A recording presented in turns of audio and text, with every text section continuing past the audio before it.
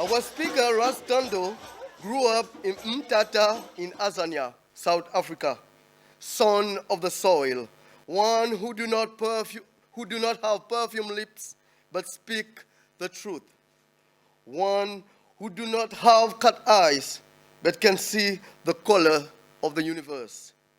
He is the son of the soil. Ras Thando graduated from the University of Western Cape in Cape Town with a bachelor degree in art and honors in history at the same university. He also holds a diploma in media studies and journalism. He is currently completing his master's in history, focusing on the history of Black consciousness in South Africa after 1994. Thando Sipuye is an executive member of the ANC Foundation, the Black House Collective, and the Afrocentric Study Group based at the University of Seychelles. He is an African-centered historian, a researcher, and writer, as well as a community activist. Finally, I really hope that we will enjoy listening and participate in the debate. Ras Thando Sipuye, with great pleasure and honor, I present you to the University of Seychelles.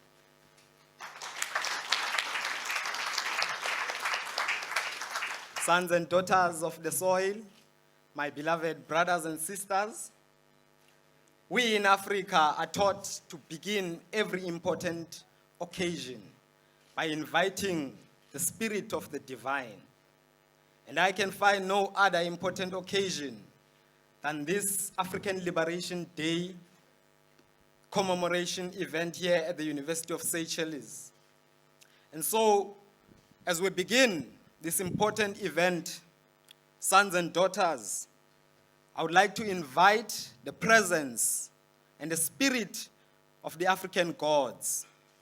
In one part of the African continent, he is called Osa, or Osiris, and she is called Oset, or Isis. In another part of the African continent, she is called Oshun, and he is called Ogun. In another part of Africa, she is called Muari, and we in Azania, South Africa, when we invite the presence of the divine, the spirit of our African ancestors, the spirit of our Creator, we call upon uNkulunkulu, uQamata, uMvelinqange, uModimo. And in another part of the African continent, they call him Olorun. In another part, they call him Kalunga, Unzambi, Nyame, Yala, Imana, Mkulumandi, Meketa, Chuku, Oludumare. We invoke the spirit and the presence of our African ancestors, the first way ancestors, those that came before us and sacrificed their lives for freedom. Vice Chancellor, Mr. Justin Valentia, I hope I'm pronouncing it right, Valentio, the Dean of the Faculty of Arts and Social Development, Ambassador Sinor, distinguished guests, as students of the University of Seychelles, my beloved brothers and sisters, African family, I greet you all in the divine name of Emperor Haile Selassie I. And I would like to say in my own tradition, Ja Rastafari, Selassie.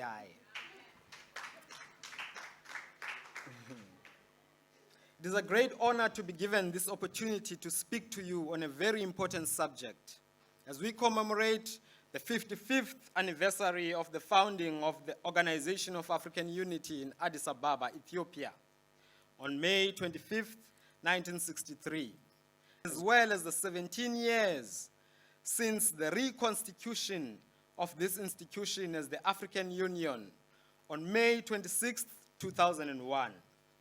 I'd like to extend my thanks and appreciation to Ras Peak of Bling Bling Poetry Association and the Creative Industries and National Events Agency, Senior, for inviting me to be a part of this historic event.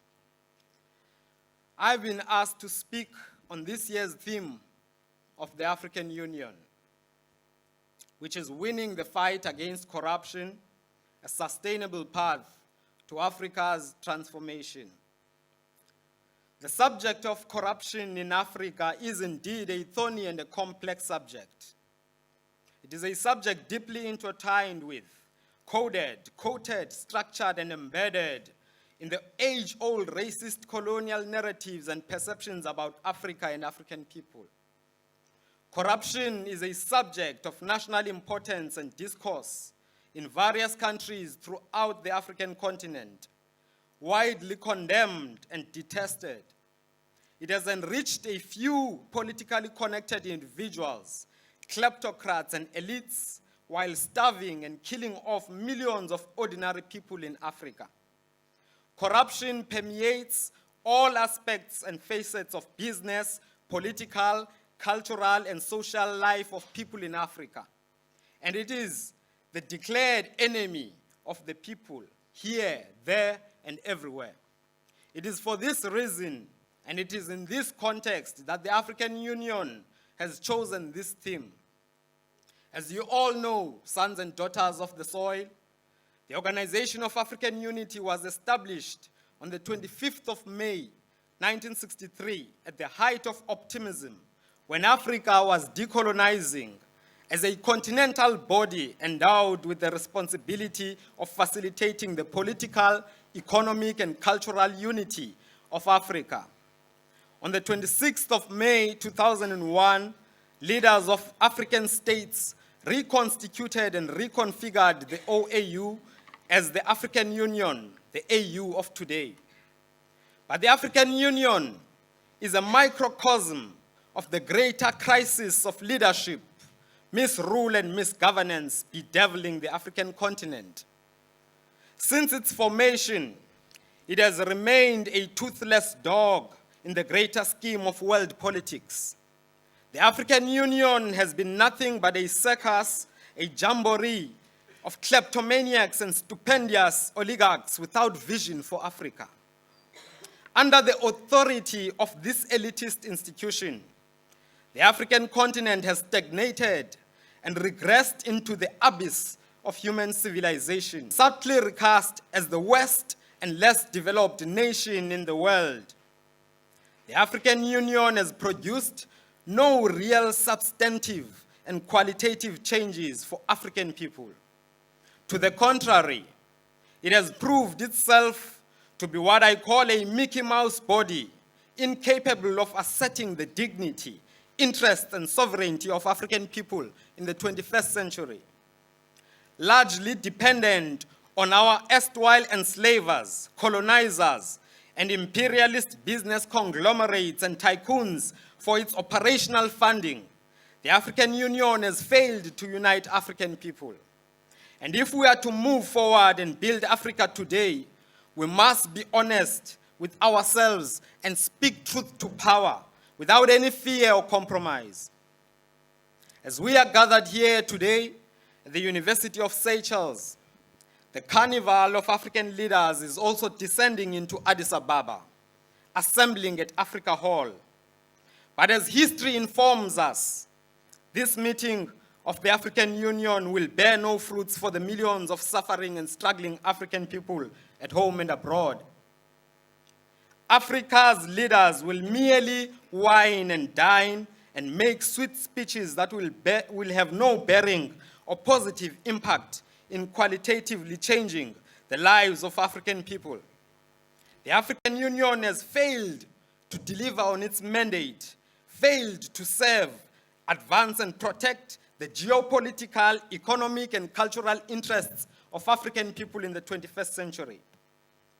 But why has the African Union failed us? Why has this constituted body of African leaders whom we trusted proved itself incapable of administering the affairs of the African continent?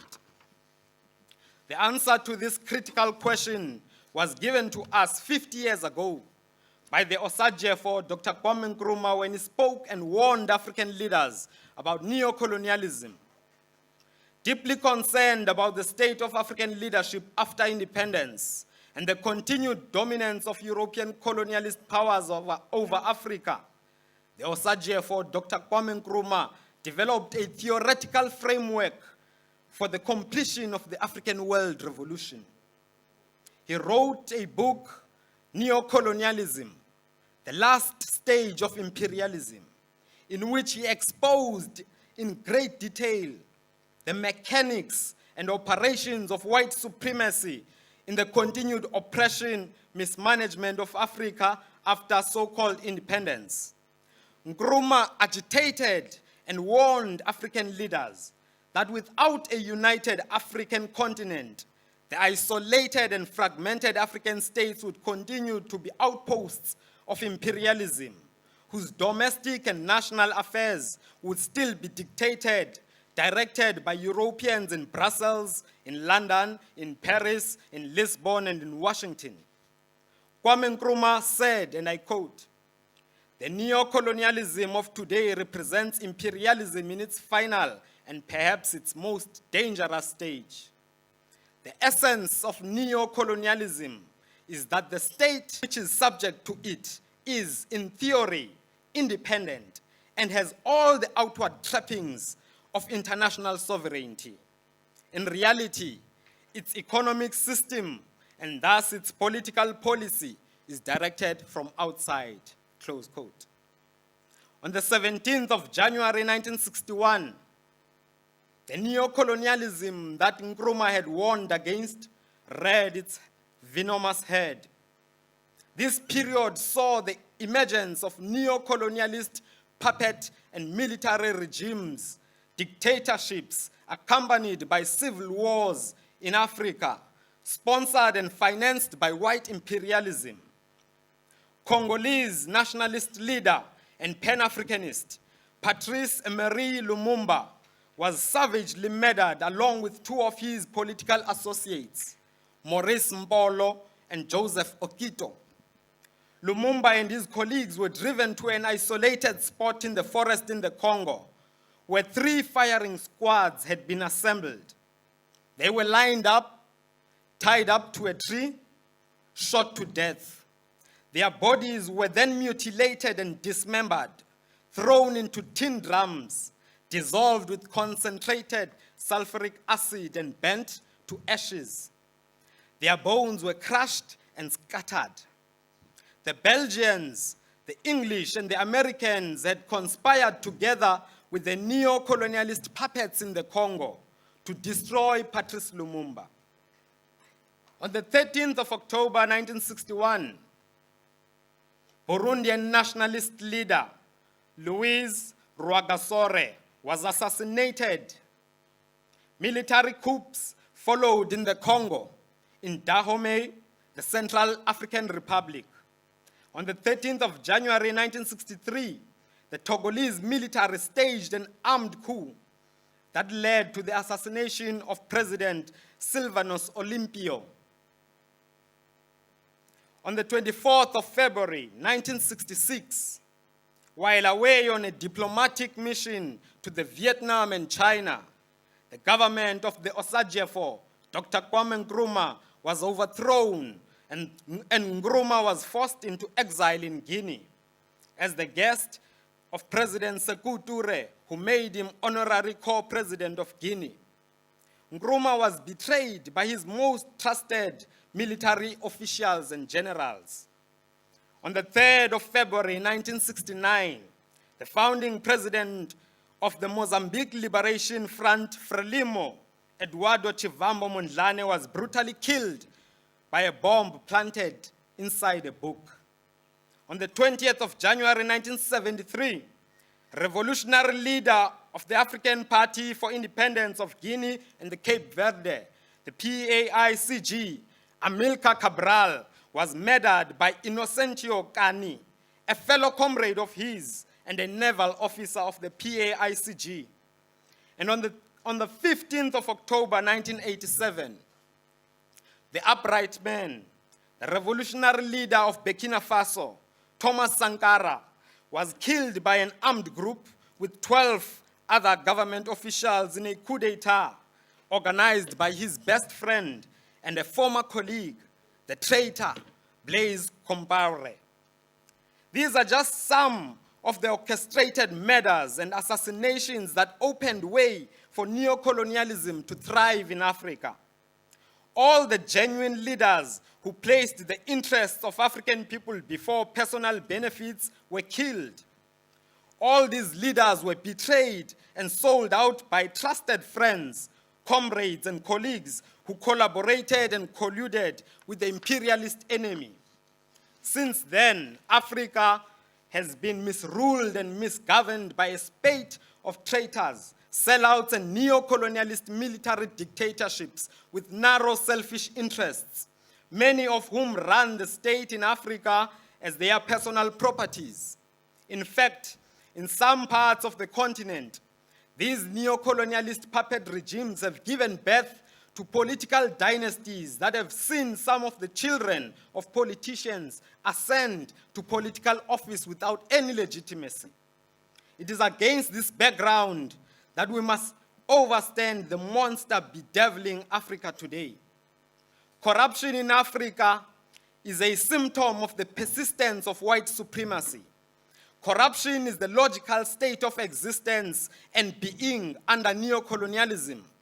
And for as long as Africa is still controlled by white supremacist institutions such as the United Nations, the International Monetary Fund, the World Bank, the European Union, the G8, as long as African leaders still receive pacts and orders from Brussels, London, Paris, Lisbon, and Washington, the demon of corruption will never be exorcised. It will continue to erode African governments and kill black people by the millions. Corruption is neo-colonialist violence, prevailing because our leaders have internalized white supremacist values and ways of being. We have lost our soul and our consciousness as African people. African leaders are corrupt today because the state institutions they have inherited and managed were established through murder, genocide, land dispossessions, corruption of the values of African people. We have become corrupt through a process of coercion, deceit, manipulation, white-mailing, and treachery. The origins of institutional corruption in Africa has its genesis in the Arab and European invasions of the continent and the subsequent destruction of black civilizations. It is these invasions of colonial conquest which started back in the 13th, in the 14th, and in the 16th centuries, as stated by Dr. Chancellor Williams in his book, The Destruction of Black Civilization, that obliterated our indigenous knowledge systems, perverted our African cultural rituals, our norms, our politics, and our economics, and arrested the African worldview, corrupting our sacred value systems. Consequently, therefore, sons and daughters of the soil, we see that, in fact, Africa's major problem is the foundations upon which our social, our economic, our cultural, and our political institutions is established is completely flawed. Africans have not built any institutions that assert their dignity and their sovereignty in the 21st century. African leaders have become self-serving stooges of global white supremacy, having internalized and embraced colonial values such that their very modes of behavior, their very modes of being, modes of governance emulate the oppressor. In true Eurocentric mimicry, our governments are largely patriarchal and centered around male figures, silencing and erasing women completely from issues of governance. So in speaking about corruption here today, we must emphasize that this is not a uniquely African phenomenon. African people are not inherently a corrupt people. Corruption is, in fact, the necessary byproduct of white imperialism. And we have seen its persistence, in fact, throughout the world. Recently, we have heard of the stories of how the president in America, Donald Trump, and his family are enriching themselves at the expense of the state. We have heard the stories of corruption in South Korea, which has resulted in the arrest of former President Park Geun-hye. We have heard the allegations of corruption leveled against Samsung's acting head, Lee Jae-yong. We have heard all the scandals of corruption, including FIFA bosses like Sepp Blatter. In Brazil, we have also heard of the stories of corruption leveled against former presidents Dilma Rousseff and Lula da Silva. And in the youngest settler colony, the illegitimate state of Israel, every prime minister since 1996 has been a subject of corruption scandals, including the very current president, Benjamin Netanyahu. And so we must never fall into the trap of thinking that corruption is uniquely an African problem. It is not. And in fact, Africa's #1 problem and challenge is not so much corruption than the acceptance of continued domination by European cultural, political, economic, and social institutions. Africa's #1 problem today is how to position itself as a world superpower in the midst of white supremacy disguised under the cloaks of democracy, good governance, human rights, and constitutionalism, which serves the very interests of neocolonialism. And so, sons and daughters of the soil, we must ask what must be done. And I want to propose here and say that there are 4 main threats to African survival in the 21st century that we must be aware of. And I want to start with the issue of chemical and biological warfare, the poisoning of our food, and the invention of diseases in military laboratories to depopulate the continent of Africa. The second one is the issue of foreign land invasions by corporations, as evidenced by the advancement of the Chinese in certain parts of the African continent. The third one is the issue of cultural genocide, with the acceptance of degenerate Eurocentric behavior and values as universal. And the final one is integration. Leaders who want to serve humanity and everyone at the expense of the African people. The Nigerian scholar, Dr. Chinwezu, warned us that, and I quote, "The black race will be exterminated if it does not build a black superpower in Africa by the end of the 21st century. And sons and daughters of the soil, this is in fact a reality which faces us today as an African people. A genocide is being waged throughout the African continent, from Cape to Cairo, a systematic planned genocide, which may be concluded in the next 100 years, in the next 200 years, in the next 300 years. But in fact, it is in place and it has already been instituted. This threat of extinction is something that we must guard ourselves against as an African people. We must therefore look into building the great superpower that men such as Marcus Garvey, that visionary, that great prophet from Jamaica, Marcus Garvey, who dreamed of establishing a state that will be Pan-Africanist in content, serve the interests of African people wherever they are in the world. This will be an African superpower with authority, asserting the dignity and sovereignty of African people.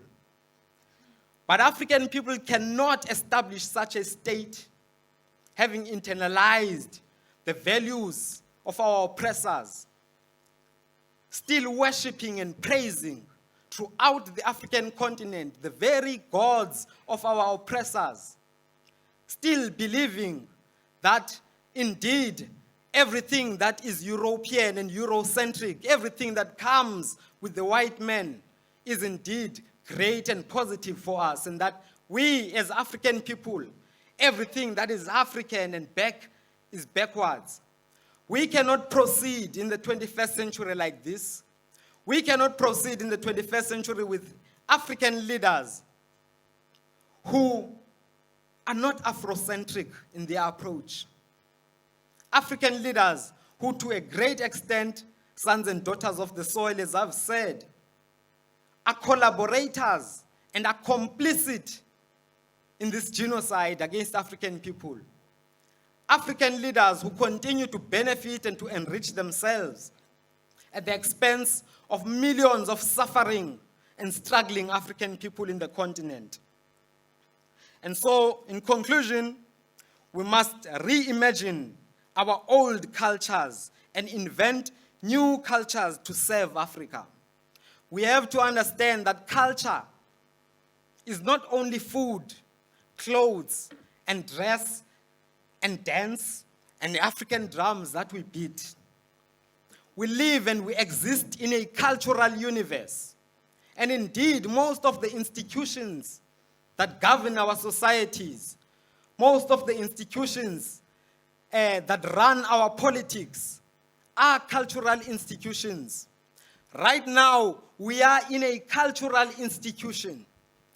This hall here where we are assembled is a cultural institution. This university is a cultural institution. Religion is a cultural institution. Economics are cultural institutions. And so when you talk IMF, you talk World Bank, you talk European Unions and all these you are talking about Eurocentric cultural institutions. Institutions that have been created to assert the dignity of European world powers in the world today. And we as African people are still toothless dogs. You know, we still have institutions in Africa that rely on the very same erstwhile oppressors to fund them. When I speak of culture, culture is our immune system, my brothers and sisters. It is what protects us from any foreign invasion. It protects our system, our body, our nation, our being from any foreign invasion, from any disease that would seek to invade our bodies. And when a people's culture has been compromised, they've been completely annihilated. And today, if we continue to operate in the cultural modes of Europeans, we will indeed be exterminated. And in ending, I leave you with the words of Thomas Sankara, who said that we must dare to invent the future. And Robert Mangaliso Sobukwe, who said, Africa will not retreat, Africa will not compromise, Africa will not relent, Africa will not equivocate, and indeed she will be heard. Remember Africa. I thank you.